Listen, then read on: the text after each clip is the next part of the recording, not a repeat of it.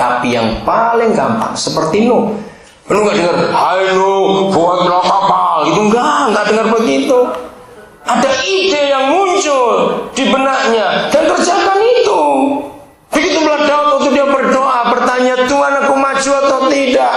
Daud tenang, ada ide yang muncul, ada suara dalam hati yang muncul. Begitulah Tuhan berbicara kepada kita. Pasti ada bertanya gini, ya tapi kan setan juga bisa berbicara. Oke, Lukas 11 ada jaminan. Kalau bapak yang jahat saja di bumi ini, anaknya minta roti, nggak mungkin dikasih kalajengking. Minta telur dikasih ular, nggak mungkin. Apalagi bapamu di sorga, pasti memberi yang benar, Roh Kudus kepada anak-anaknya. Jadi begini, kalau saudara lagi berdoa dengan sungguh-sungguh, Papa, aku sedang mencari pimpinanmu, aku bingung aku mesti bagaimana ini. Ya, saudara, tiba-tiba timbul suatu ide, satu suara halus dalam hati. Percayalah, itu suara Papa di surga. Kecuali kalau saudara lagi doa di kuburan, nah itulah tanya ini suara siapa yang datang.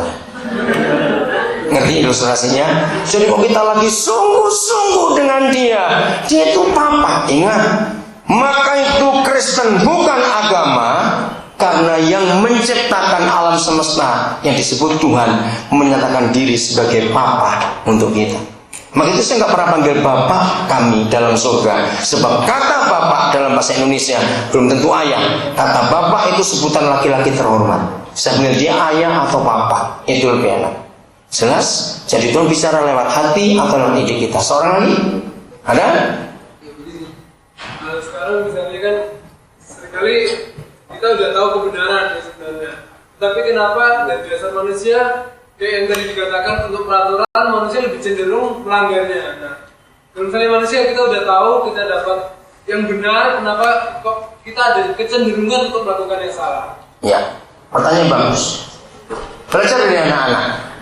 Semua anak begitu dengar kata jangan dipegang, nah itu dia. Justru dilarang, anak-anak malah melakukan. Justru kalau mereka nggak tahu larangan, mereka nggak pegang. Nah, jadi apa kesimpulannya? Kesimpulannya adalah beri contoh. Jangan dibuatkan peraturan. Apa bedanya Indonesia dengan Singapura dalam hal kepemerintahan? Saya tuh tiap kali ke Singapura, saya tuh sakit hati lihat Indonesia ini. Betul. Pertama saya ke Singapura tahun 81 bulan Juli. Saya kaget lihat taksinya tuh teraturnya. Sampai saya bilang pada pendeta, namanya pendeta di Sutanto yang ngajak saya, kalau saya orang kaya, saya bawa setiap minggu 1000 supir taksi ke Singapura belajar nyupir. Ngerti maksudnya ini? Keteraturannya itu luar biasa. Ini sekarang lebih sakit hati lagi. Singapura itu penduduknya di dalam negeri sendiri itu nggak sampai 3 juta. Penduduk Singapura, warga negara Singapura itu kurang lebih 4 juta. Tapi yang di luar adalah 1,5 juta, 2,5 juta aja ada di situ. Tapi bandaranya ada 3 dan gede-gede bandaranya itu. Sakit hati nggak? Negara itu sumber air aja nggak punya, air minum, air mandi, ya untuk bangun gedung apa itu belinya di Malaysia dan di Indonesia. Sungai itu nggak dimiliki oleh Singapura, nggak punya devisa sumber daya alam sama sekali. Bisa kaya, dengarkan. Manusia itu cara mengaturnya adalah si pengatur memberi contoh, bukan dibuatkan undang-undang atau peraturan. Diberi contoh. Anak-anak itu nggak bisa ngerti hukum. Dengarkan, sampai kira-kira umur 7 tahun seorang anak itu tidak pernah tahu apa kata boleh, apa kata baik, buruk, jahat, salah, benar. Buat anak-anak tidak tahu. Di mata anak semuanya itu benar dan boleh. Renungkan ini. Maka itu ketika anak lahir sangat bodoh kalau kita beri peraturan. Begitu lahir hari ini, peraturan di rumah ini bangun jam 5 mandi jam 6 makan jam 7. Ya yang goblok orang tuanya sendiri nggak akan kasih peraturan dulu.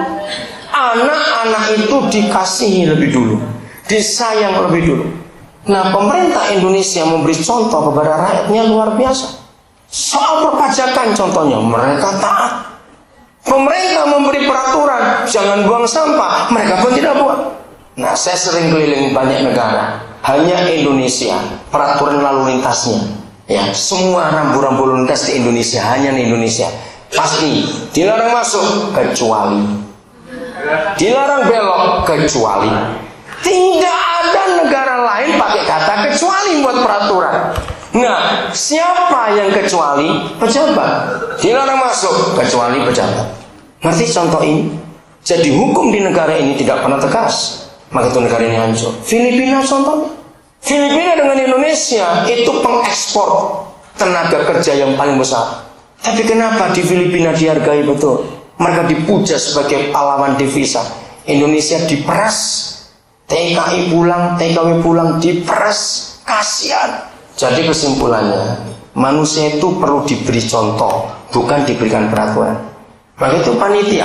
Kenapa tadi saya tanya, mana ya? Yang lain? Oh, panitia. Berarti peserta ngeliatin panitia. Panitianya nggak ikut masalahnya. Mungkin ada yang turun, saya tidak tahu. Itu contoh. Peraturan nggak akan berguna kalau si pembuat peraturan tidak melakukan apa yang dia buat. Jelas itu kecenderungan. Ada seorang lagi? Ayo, ada seorang lagi? Ayo bicara soal agama tadi, soal agama dengan Tuhan. Ada? Oke, saya nggak ajak saudara berpikir begini. Manusia itu cuma ada satu di antara dua. Dengar. Kalau kita tidak jadi pemimpin, kita pasti jadi yang dipimpin. Catat itu. Saya ulangi. Manusia cuma ada satu di antara dua. Kalau kita tidak jadi pemimpin, kita pasti jadi yang dipimpin. Pertanyaannya, siapa bisa memberikan kalimat lain, kata yang dipimpin? Itu artinya apa? Coba. Dipimpin itu artinya apa? Ayo coba. Dibimbing, kurang tajam. Diperbudak yang saya mau tunggu. Saudara dengarkan. Manusia itu cuma ada satu di antara dua. Ayo ucapkan sama-sama. 1, 2, 3. Manusia itu hanya ada satu di antara dua. Kalau tidak jadi pemimpin, dia yang dipimpin. Pertanyaan berikut, menurut saudara, menjadi pemimpin itu perlu punya anak buah atau tidak? Perlu punya anak buah atau tidak? Tidak. Tuh, kok bisa? Pasti tahu jawabannya. Sebelum kita memimpin orang lain, jadilah pemimpin untuk dirimu sendiri. Betul? Nah, itu pertanyaan. Tadi namamu siapa saudara yang tanya? Hendro. Tanya Hendro. Mengapa di negara kita banyak pemimpin, tapi nggak bisa jadi pemimpin? Karena pemimpin di Indonesia tidak bisa menjadi contoh. Mengapa pemimpin nggak bisa jadi contoh? Karena tidak pernah belajar memimpin dirinya sendiri. Saudara lihat hari-hari terakhir ini, sebelum pemilu presiden, maka pemilu anggota legislatif. Lihat yang jadi caleg, artis, penjual teh botol. Terakhir itu satu partai menerima caleg dari penjual teh botol di salah satu terminal di Jakarta. Saya tuh bingung lihat negara ini. Anggota legislatif itu pembuat undang-undang dan hukum di Indonesia. Nah, kalau yang duduk hanya orang-orang seperti itu, mau dibawa kemana bangsa ini? Menyedihkan. Itu sebabnya, jadilah pemimpin buat dirimu sendiri sebelum memimpin orang lain. Simpan ini baik-baik. Kalau saudara nggak jadi pemimpin, engkau pasti dipimpin. Dan kalau dipimpin itu diperbudak. Siapa yang pagi-pagi tadi bangun, begitu bangun merapikan tempat tidurnya? Nah, itu pemimpin. Itu perkara kecil. Itu pemimpin. Dengarkan. Beda kemarin malam dengan pagi ini meletakkan sepatunya beda. Saya tidak tahu kenapa kemarin malam saya sampai kagum. Sepatu sandal rapi berjajar. Hari ini semrawut gak karuan. Nah, itu kok bisa berubah? Kenapa? Tadi malam itu bisa rapi. Ada yang ngatur nggak tadi malam itu? Ada yang merintah nggak? Nah, kenapa beda pagi ini? Kok satu jadi amburadul semua sepatu-sepatu itu? Kenapa? Nah, pasti ada alasan. Oke, alasannya temukan sendiri. Nah, itu cara kita ngatur diri kita sendiri, memimpin diri kita sendiri. Semua manusia perlu itu. Pertanyaan berikut, dengarkan ini. Menurut logika, dengar ya. Menurut logika kita, binatang atau manusia yang perlu dipimpin dan diatur? Logika. Logika. Binatang atau manusia yang perlu dipimpin dan diatur? Coba jawab. Binatang. pasti di benak kita ada tentang mereka.